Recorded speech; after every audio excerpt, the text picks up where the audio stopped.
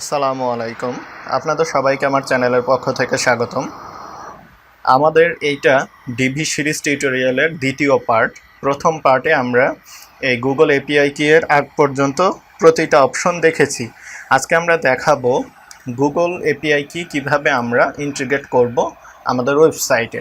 তো চলেন আমরা শুরু করি। এজন্য আমাদেরকে যেটা করতে হবে, আমাদেরকে গুগল সার্চের এখানে এসে লিখতে হবে হচ্ছে console.developers.google.com এই অ্যাড্রেসটা লিখতে হবে। এটা হচ্ছে console.developers.google.com। এরপরে ইন্টার দিতে হবে।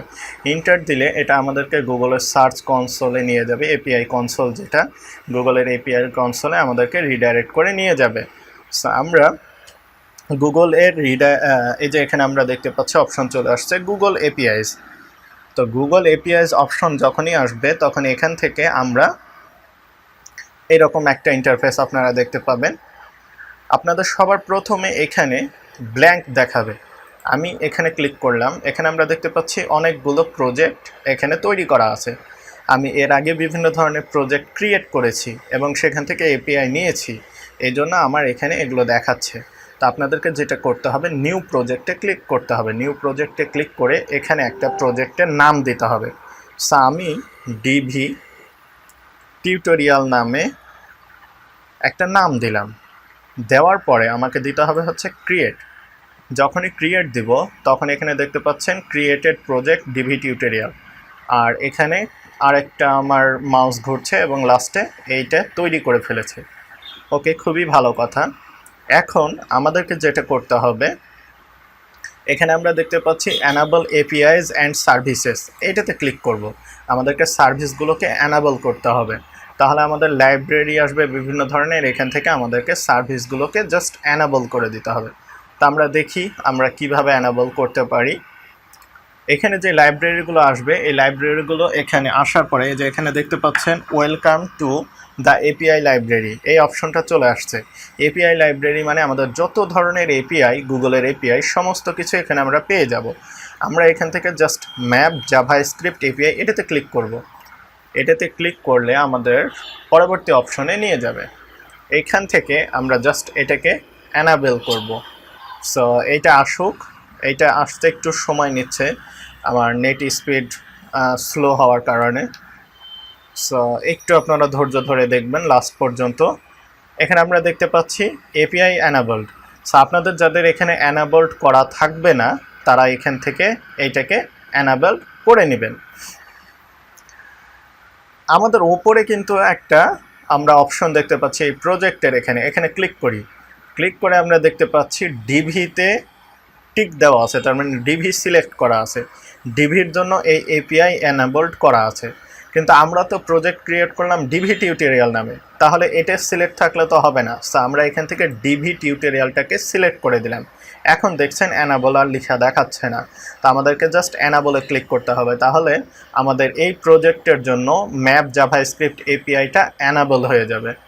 সো এখানে অ্যানাবল হোক, তারপরে আমি দেখাচ্ছি পরবর্তী স্টেপটা। সো এইভাবে আমরা খুব সহজে আমরা এপিআইকে অ্যানাবল করতে পারবো। এই যে দেখতে পাচ্ছি আমরা পরবর্তী অপশনে আমাদেরকে রিডাইরেক্ট করে নিয়ে চলে আসছে। এখন এখানে আমরা দেখতে পাচ্ছি অপশন দেখাচ্ছে। এই যে এখানে কি বলছে, এখানে বলছে ম্যাপস জাভাস্ক্রিপ্ট এপিআই। এখন কিন্তু এটা সিলেক্ট আছে। সো এখানে আমাদের এপিআইয়ের বিভিন্ন ধরনের আমরা এখানে গ্রাফ দেখতে পাচ্ছি। এখন আমাদেরকে যেটা করতে হবে, আমাদেরকে কি করতে হবে, এপিআই কিটাকে নিতে হবে। সো এপিআই কি আমরা কিভাবে নিতে পারি, আমাদের এই বাম পাশে বিভিন্ন ধরনের অপশন আমরা দেখতে পাচ্ছি। এপিআইস, ম্যাট্রিক্সেস, কোর্স, তারপর হচ্ছে ক্রেডেনশিয়ালস। সো আমরা যদি ক্রেডেনশিয়ালসে ক্লিক করি তাহলে আমাদের কি হবে, ক্রেডেনশিয়ালস, এপিআই অ্যান্ড ক্রেডেনশিয়ালস, এখান থেকে আমরা এপিআইগুলো নিতে পারবো। সো এখানে আমরা দেখতে পাচ্ছি no API keys to display. আমরা কিন্তু এর আগে কোনো ধরনের এপিআই কি ক্রিয়েট করিনি, এই জন্যই এখানে কোনো ধরনের এপিআই কি পাচ্ছে না। তা আমরা কি করব, আমরা নতুন একটা এপিআই কি ক্রিয়েট করব।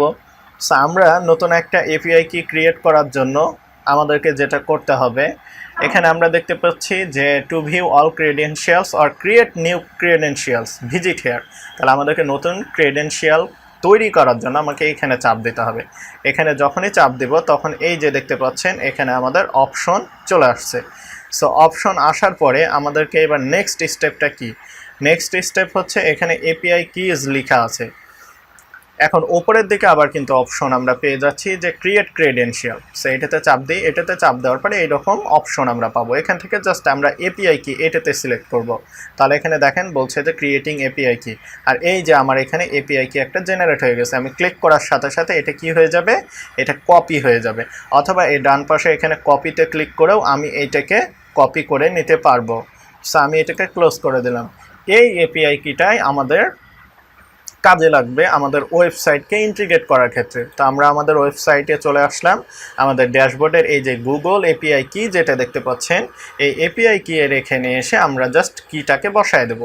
কিটাকে বসিয়ে দেওয়ার পর নিচে আমরা সেভ চেঞ্জেস দেব। তাহলে এখন কি হলো, গুগলের এপিআই কিটা আমার ওয়েবসাইটের সাথে কানেক্টেড হয়ে গেল।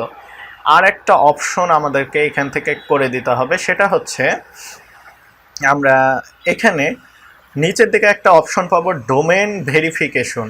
এই ডোমেন ভেরিফিকেশন মানে হচ্ছে আমরা যে ওয়েবসাইটে আমাদের এপিআই কিটাকে মানে ইন্টিগ্রেট করব, সেই ওয়েবসাইটের ডোমেনের সাথে এই এপিআই কি এর একটা ভেরিফিকেশন আমাদেরকে করে নিতে হবে, যাতে এই এপিআই কিটা আমাদের ওয়েবসাইটে কাজ করে। তো এর জন্য আমাদেরকে ক্লিক করতে হবে ডোমেন ভেরিফিকেশনে।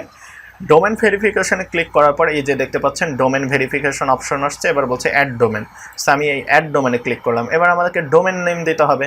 সো আমার ডোমেন নেম কি, আমার এই ডোমেন নেমটা আমি এখান থেকে কপি করে নিলাম। আমার এই ডোমেন নেমটা এখান থেকে কপি করে আমাকে ওখানে যে বসায় দিতে হবে। সো এখানে আমি দিয়ে দিলাম, দেওয়ার পরে আমি জাস্ট দিলাম হচ্ছে অ্যাড ডোমেন। অ্যাড ডোমেনে ক্লিক করার পর এই যে এখানে দেখতে পাচ্ছি আমার এই ডোমেনটা এখানে চলে আসছে।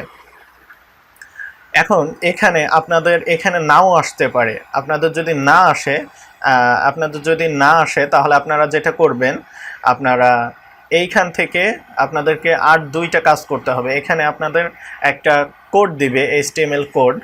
যেই কোডটা দিবে এই কোডটাকে আপনাদের আমাদের এই ওয়েবসাইটে এসে হেডের মধ্যে বসাতে হবে। সো ওয়েবসাইটে আমরা হেডের মধ্যে কিভাবে কোডটাকে বসাতে পারি, এখানে ডোমেন ভেরিফাই করার জন্য আমাদের এখানে